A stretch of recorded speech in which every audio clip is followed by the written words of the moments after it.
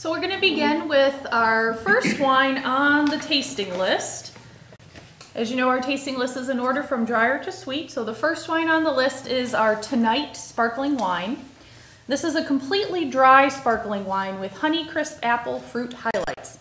It pairs really well with fried and salty appetizers. The perfect way to start a party, evening, or a Monday night. The chemical analysis of this wine shows that this is actually the driest, according to the chemistry, of all of our wines. It has less than 2 grams of residual sugar. The acid, as in all sparkling wines or champagne-style wines, is quite high at 10.8 grams per liter. And the alcohol is average for a sparkling wine at 12%. And I suggest day in, day out that Tonight is a great example of the difference in how the word dry is defined. From a winemaker's point of view, it is that, merely synonymous with an absence of sugar. But I think to the average drinker of wine, it's a matter of how much do my cheeks come together and how furry do my tongue and gums get. And this wine proves very well that just because a wine is dry as without sugar doesn't mean it's dry as astringent. For most people, this wine has a smooth finish, surprisingly so for a wine that is dry. Next, we're going to talk about our Pinot Blanc. And this is an off-dry white wine that displays a lot of pear, apple, and melon notes with a really rounded mouthfeel. It pairs really great with white meats like pork and chicken, also salads and fruit dishes. It doesn't get much easier to drink a wine than the Pinot Blanc. The residual sugar on this one is 1.5%, so it's certainly off-dry and at the top of the off-dry level. But the acid is very substantial at 8.7 grams per liter. And again, the alcohol coming in on this one is at 12%. More often than not, it seems a guest will ask us to compare the Pinot Grigio to the Pinot Blanc, in which case I think most of us say that the Pinot Blanc offers the slightly brighter fruit experience. Perhaps as close to a Sauvignon Blanc, a rather popular varietal of late, as any of our wines get. Next on our tasting list, we've got our Pinot Grigio. And this is, again, an off-dry white with crisp citrus and red apple notes. It pairs really well with soft cheeses, white meats, cream sauces, and fish dishes. We'll talk a little bit more about style when we get to the next wine, the Pinot Gree, as opposed to the Pinot Grigio. This wine is made, the Grigio, in stainless steel. It's very early harvested grapes. We like to keep the alcohol lower than with the Gree. Although in the last couple of vintages, our fruit has been so ripe that we do have relatively high alcohol. The residual sugar on the Grigio is 1.17%. We have 8.1 grams per liter of acid, and the alcohol here, which is, like I said, higher than our long year average because it was such a ripe year, comes in at 12.7%. It's like going to Italy without the jet lag. When in doubt, if you're going to pair some wine with cheese, please consider either Pinot Grigio or its kissing cousin, the Pinot Gris. Next down the list, we're going to move into one of our reserve wines. This is the Reserve Pinot Gris. It's a dry, completely dry white with apricot, pear, and tropical fruit notes. It's fermented and aged in neutral French oak barrels for a really rounded and luscious mouthfeel. Pinot Gris is the French name for the Pinot Grigio grape. It's the same grape, different language, and also made using different winemaking techniques. This wine pairs well with richer fish dishes, meat dishes, and of course great with cheeses and fruits.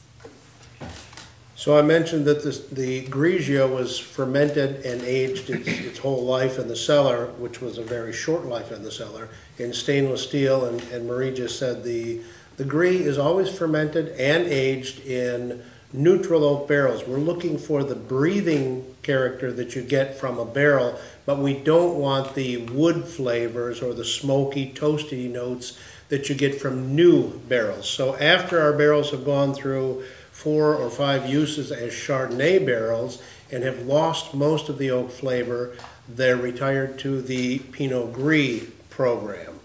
It is harvested much later. The grapes for the Gris are much later than the grigio, so subsequently the alcohol is usually 1 to 1.5% higher, and in this case the alcohol is 13.6%. The residual sugar, as Marie said, this is very dry. It's less than 2 grams per liter, and because the grapes hang on the vines up to 6 weeks longer than the grigio grapes, the acid has been respirated into sugars, and the acid is relatively low at 6.98 grams per liter. So just to compare the grigio to the gris, different mood, different meal. While grigio is the brighter, crisper, more refreshing of the two, the gris, it just has a bit more going on. A greater mouthfeel, a longer finish, certainly by most measures more nuanced than the grigio.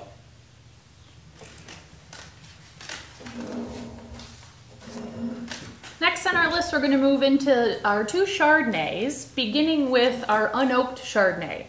This is an off-dry, unoaked style showing Granny Smith apple, citrus, and tropical fruits. In this case, unoaked here means that this wine was fermented and aged in stainless steel tanks. It saw no time in oak barrel. We like to call this our up north style that's best with gooey mac and cheese. It really makes a good foil to the richness of the macaroni and cheese and pairs with basically a lot of the same things as Pinot Grigio, but of course exhibits a different grape flavor. One of the things that makes northern Michigan grapes of any variety stand out is their incredible fruitiness. And for years, no one thought of making Chardonnay and not having it in oak barrels.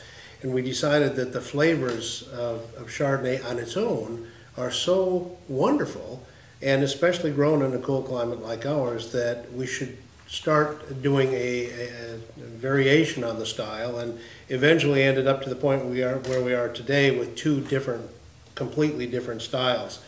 This unoaked Chardonnay usually is lower in alcohol, just like with the Gris and the grigio. These are earlier harvested grapes. The alcohol comes in at 11.5%.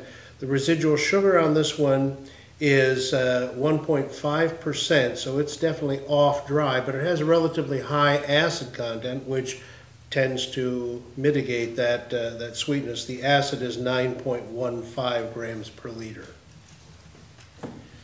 And so it is fair to say that this Chardonnay is on the sweeter side of the Chardonnay family. And I feel that the sweetness rounds off the astringent edges of what is a typical Chardonnay. Therefore, time and again, this Chardonnay turns around those folks who visit us who feel that that Chardonnay wasn't for them. A standout Chardonnay among unoaked Chardonnays is this one. And last in our dry white category is our reserve Chardonnay. This is really the traditional Chardonnay. This is the Chardonnay that everyone around the world aspires to. It is fermented and aged in small oak barrels. We only use the best of our Chardonnay grapes from the vineyard, usually a very much reduced crop. We go through and green harvest or lose some of the crop early on so that the remaining grapes are riper, more concentrated in flavor. They need that concentration and intensity of flavor in order to stand up to all of the flavors of the oak barrels. Flavors such as wood, smoke, and the toasty flavors that you get from a toasted oak barrel. You'll also taste and smell a hint of butter, and that's from a secondary fermentation known as a malolactic fermentation. We introduce a particular bacteria into the barrels that converts the malic or apple acid into lactic acid, the milk acid. And the milk acid will then further break down into butyric acid, hence the butter character of many Chardonnays. especially made in this classic Chardonnay style. We suggest pairing this with any sort of creamy pasta or cream-based soups, and it's also very, very good with pork.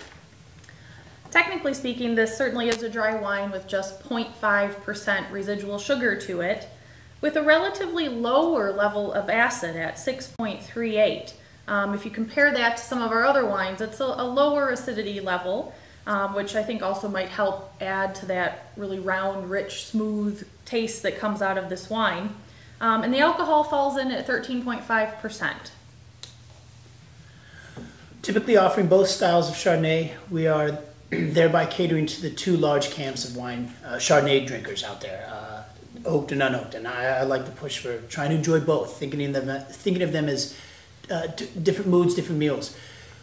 As much as I'd rather none of us were in the habit of saying one of our wines is better than the rest, if it's insisted that you suggest such a thing, I welcome you as an employee here to point to this wine, for the simple reason that over the years the neighboring winemakers have said to me consistently, what a great oaked Chardonnay that Chateau Chantal produces.